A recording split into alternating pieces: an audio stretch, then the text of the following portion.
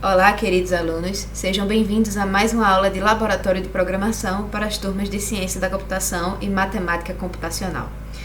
Na aula de hoje, a gente está falando sobre modularidade de software, ou seja, como é que a gente pode fazer para dividir os nossos sistemas em pedaços, em módulos, como é que esses módulos vão conversar entre eles, como é que vai funcionar a dependência entre eles. A gente viu que dependendo da decisão que a gente tomar, da definição de interfaces que a gente vai ter, que a gente vai fazer, a gente pode ter benefícios ou não, certo? Sempre tendo em mente que uma boa modularização é aquela que favorece o entendimento de um módulo por vez e o intercambiamento de módulos. Ou seja, eu consigo facilmente trocar, por exemplo, um algoritmo de ordenação por outro, né, que seja mais eficiente, enfim, qualquer que seja a razão pela qual você decidiu mudar o seu algoritmo de ordenamento, mas o importante é que você consiga tirar um e colocar o outro e funcionar de forma transparente para os outros módulos, né? Então aí a gente tem várias vantagens atreladas à modularização do sistema, né, várias que eu já falei, né? Então, o tempo de desenvolvimento, teoricamente, ele vai ser reduzido, porque quando você vai dividir as tarefas de desenvolvimento, as tarefas elas podem estar contidas dentro de seus módulos, e aí a gente pode dividir a equipe de desenvolvimento em subequipes, ou então até individualmente, onde cada desenvolvedor vai ser capaz de implementar suas tarefas, né, com pouca necessidade de comunicação entre si. Além disso, a evolução do sistema também vai ser mais fácil, porque é um sistema mais fácil de ser entendido, um módulo por vez, ele vai ser mais fácil de ser corrigido e evoluído. Enfim, são várias as vantagens da modularização. Eu coloquei vídeos aqui falando sobre interface, sobre encapsulamento, usando exemplos até abstratos, né? Eu falei de uma pilha, etc., como exemplos de abstração em interfaces. E eu coloquei um vídeo falando sobre a criação de módulos e pacotes em Python, né, do professor Gustavo Guanabara. E aí a gente vai utilizar isso no projeto, certo? A especificação do projeto vai sair na semana que vem, junto com um assunto de testes de software, mas aí a gente vai pensar, né, em formas que a gente pode aplicar esses conceitos de modularidade cada um no sistema de vocês. Mais informações vão vir na especificação. Pois bem, mas a gente pode pensar no sistema da gente a partir da sua menor unidade possível, que são as funções, os métodos, os procedimentos, enfim, que foram definidos, certo? Então não adianta de nada você modularizar o seu sistema em componentes, sendo que cada componente é um conjunto de rotinas ou subrotinas, certo? E aí lá dentro você vai ter funções grandes e complexas e que contém várias subrotinas dentro dela. Certo? Então é importante também a gente pensar na modularidade em diferentes níveis, em diferentes granularidades, digamos assim. A gente pode pensar na modularidade do sistema, né? Isso aí vai afetar diretamente o design, os arquivos que você vai criar, mas dentro de cada arquivo, ou seja, dentro de cada módulo, você também pode modularizar as suas funções. E eu vou mostrar um exemplo prático aqui de como a gente pode modularizar uma função, né? E aí eu vou tentar extrair os conceitos para vocês aplicarem também no sistema de vocês, ok, pessoal? Então vamos lá. Como modularizar funções? Bom, se vocês pegarem esse livro aqui, ó, Clean Code, A Handbook of Agile Software Craftsmanship, de Robert C. Martin, o popular Uncle Bob, certo? É uma figura muito famosa, inclusive polêmica, né, no mundo da ciência e da computação. Mas ele escreveu esse livro que é muito bom, né? Então ele dá dicas muito boas para programadores e, assim, dicas que são atemporais. Inclusive, se não me engano, esse livro está na bibliografia da disciplina de Laboratório de Programação, mas acredito que o livro ainda não tenha chegado lá na biblioteca, certo, pessoal? Mas, enfim, esse livro é muito bom, recomendo fortemente a leitura, e eu extraí um pedacinho dele para mostrar aqui para vocês como é que esse conceito pode ser aplicado à modularização de funções, certo? Então vamos lá, o que é que ele diz, Uncle Bob? Ele diz o seguinte: funções devem ser pequenas, e alguém deve se perguntar, né, e quão pequenas? E ele colocou uma provocação, né? O ideal seria que cada função tivesse no máximo 4 linhas. A gente sabe, né, que isso é uma provocação e que nem sempre a gente pode chegar 4 linhas exatas, mas, contudo, né, a gente pode chegar perto disso, certo? Então a gente pode ter funções cada vez mais simples se a gente for extraindo pedaços dela que estão atrelados a uma determinada subrotina, for extraindo esses pedaços para funções menores, e dentro dessa função mais complexa a gente faz a chamada dessas funções menores, certo? E como é que a gente vai fazer isso? A gente deve pensar que funções devem fazer uma única coisa. Eu vou falar um exemplo aqui que vai parecer um pouco estranho, mas eu uso esse exemplo nas minhas aulas de introdução à programação, certo? Particularmente quando eu vou ensinar essa parte de definição de funções. Imagine que a gente tem um programa que vai fazer uma receita de bolo, certo? E aí a gente vai colocar nesse programa todas as instruções necessárias para fazer um bolo. Então a primeira parte, digamos que é bater todos os ingredientes, misturar tudo direitinho. Depois a gente vai colocar o forno para pré-aquecer. Depois a gente vai colocar a massa dentro do fogo por um tempo específico, ou até a massa apresentar algumas características específicas. Depois a gente vai fazer a calda do bolo, né? Então a gente vai derreter chocolate em banho-maria, parará, para fazer a calda, e no final, né, a gente vai cobrir o bolo já pronto, já assado, com a calda. Então percebam que esse método fazer bolo, ele contém várias sub-rotinas, certo? Então, por exemplo, a primeira sub-rotina é preparar a massa, que é bater os ingredientes numa batedeira, né, juntar os ingredientes e bater. O segundo subprocesso é assar o bolo. Então, pré-aquecer o forno, verificar a temperatura correta, colocar, e aí enquanto, ou por um tempo determinado, ou então enquanto a massa não apresentar, tem aquele teste do palitinho, né, que você pode colocar e ver se a massa está crua ou não, se o palito sair limpo, né, ou até, sei lá, ficar dourado em cima do bolo, ou o bolo crescer até e sim, enfim, pode ter aí várias regras dentro dessa rotina de assar o bolo. Ainda tem o processo de preparar a calda, olha só, já é o terceiro subprocesso, que é todas as ordens, né, os comandos necessários para essa partezinha, né, de preparar a calda. E por último, montar o bolo, né, ou seja, colocar a cobertura por cima do bolo. A gente tem aí exemplo de bolo vulcão, bolo que é a saia de uma princesa, né, que quando você puxa o negócio, a calda desce, enfim. Também pode ter N formas de você colocar a cobertura em cima de um bolo, certo? E aí, em vez de a gente ter aquele módulo inteiro, né, uma função só com todas essas instruções, a gente pode fazer a extração dessas subrotinas, que são comandos que você consegue agrupar pelo objetivo dele, certo? Eu dei aqui exemplo de objetivos, e aí você extrai para funções fora da função main, e aí você pode chamar essas funções dentro da função main. A sua função main vai ficar, bem pequenininha e bem fácil de ser entendida, certo? Então é isso que ele quer dizer com funções devem fazer uma única coisa. E outra super dica que ele dá, né, é remover código duplicado. Todo mundo sabe que tem aquelas 3 linhas de código que se repetem várias vezes durante o seu programa, né? Por exemplo, o código para você varrer um vetor até encontrar um determinado valor que é passado como parâmetro na função, né? Então você tem lá aquele códigozinho repetido 4 ou 5 vezes no seu sistema. Isso é o que a gente chama de clone de código, né? Código duplicado. E aí você consegue extrair todas essas partes onde esse código está sendo duplicado, colocar isso dentro de uma função e adicionar a chamada de função onde esse código é necessário, né? Então são duas oportunidades de melhoria, ou seja, de modularização de dentro das funções. E aí a gente está vendo modularização do sistema em módulos e modularização de funções em partes menores, cada uma responsável pela sua subrotina. Para mais detalhes, né, recomendo fortemente a leitura desse livro aqui, certo? É muito bom. Leitura opcional, né? A gente não precisa ler esse capítulo ou esse livro para fazer a atividade, mas é só uma leitura aí que eu recomendo bastante para quem quiser se aprofundar nesse tema, né? Então vamos lá para o nosso exemplo prático. Digamos que a gente tem aí um programa de banco e a gente vai ter a função para realizar um saque numa conta corrente, né, certo, do banco.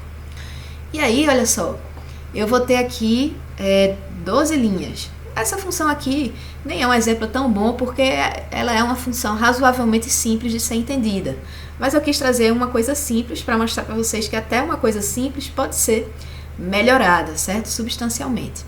Então vejam aqui comigo, vou analisar esse código, né? A primeira linha, eu coloquei alguns comentários aqui, certo? Esse primeiro if aqui, ele checa se a entrada é válida, certo? Então, de acordo com as regras do negócio. O que é que faz uma entrada, né? O saque vai receber como entrada aqui um valor, certo? Que vai ser o valor que vai ser sacado da conta. Só que existem algumas condições para esse saque ser realizado com sucesso. Primeiro, a gente tem que verificar se esse valor ele é uma instância de um valor inteiro ou se é uma instância de um valor float. Porque veja só, se eu der como entrada o valor do saque por extenso, eu não vou conseguir pegar, né? R$500, eu vou pegar os 500 e vou converter para um inteiro. Eu não vou conseguir fazer isso. Eu até posso conseguir fazer isso, mas digamos que aqui, nesse contexto, a gente não queira fazer essa conversão. A gente só vai aceitar a entrada, ou seja, a entrada só vai ser válida se for um inteiro ou se for um float, certo? Então, essas duas primeiras condições aqui, ó, que é uma condição só, interligada pelo operador lógico OU, verifica se a entrada está dentro dos conformes, né, com a regra lá de negócio. E eu ainda tenho uma outra condição aqui, né, que fala sobre o valor, certo? Então, independente do valor ser um inteiro ou um float, ele precisa estar dentro desses limites, certo? Então, ele tem que ser maior que zero. Então, se for um valor igual a zero ou menor que zero, não é um valor válido, né? Porque como é que você vai sacar menos R$20? É a mesma coisa que você está fazendo no depósito, só que você não deu dinheiro nenhum para ser depositado, né? E existe também um limite de saque, né? Esse limite de saque ele pode variar de acordo com o tipo da sua conta, né? Se sua conta tem cheque especial ou não tem, pode ser aí um complicador. Vamos pensar no caso mais simples, né? Em que, por exemplo, tem também o limite de saque diário, né? Por exemplo, R$1.000, você só pode sacar R$1.000 por mês e assim por diante. Tem vários complicadores aí, né? Então vamos pensar que o limite de saque é uma constante, né?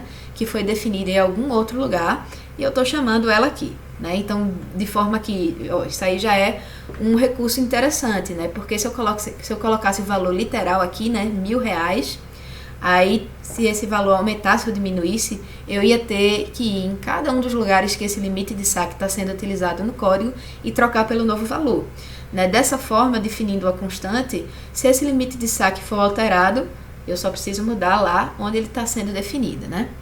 Mas vamos lá. Percebam que aqui são duas preocupações diferentes que estão sendo testadas na mesma linha de código, né? E isso é um complicador, porque essa primeira aqui, essas duas primeiras condições, ela verifica o tipo, né? Então, se é um tipo válido. E a segunda verifica se é um valor válido. Então, eu estou misturando duas preocupações aqui, certo? Isso já não é tão legal, já fica um pouco difícil de entender. Então, dado que o valor que foi passado como entrada é um inteiro ou um float e está dentro desses limites aceitáveis, ele ainda vai checar qual é o seu saldo, né? Digamos que é uma conta simples que não tenha cheque especial. Então, a regra é o seguinte: checa se o valor é menor ou igual, ficou faltando um E aqui, né? Checa se o valor é menor ou igual ao saldo. Se isso for verdade, né? Se o valor for menor ou igual ao saldo, eu tenho um sinal verde, né, para realizar o saque. E aí, ó, eu vou reduzir do saldo o valor passado como entrada.